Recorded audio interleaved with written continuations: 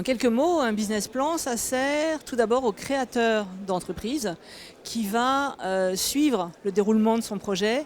C'est une sorte de carnet de route. Ça, c'est vraiment essentiel.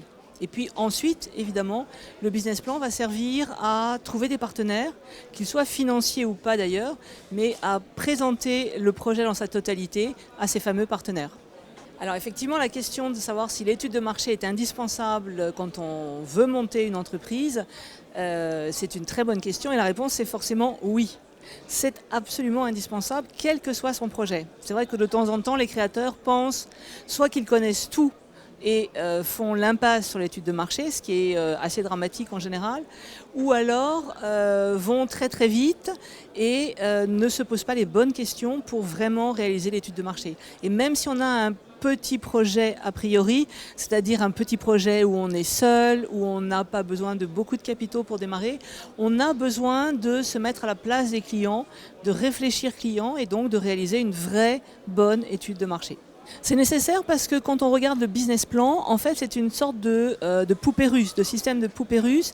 Le business plan a en son cœur le business model, c'est-à-dire le modèle d'affaires, qu'est-ce que l'on veut vendre, à qui et pourquoi et comment. Et au centre de ce business model, on a l'étude de marché. Donc tout le projet, tout le business plan va reposer sur cette étude de marché. Et donc elle doit être construite de manière très sérieuse, très fiable et apporter des preuves.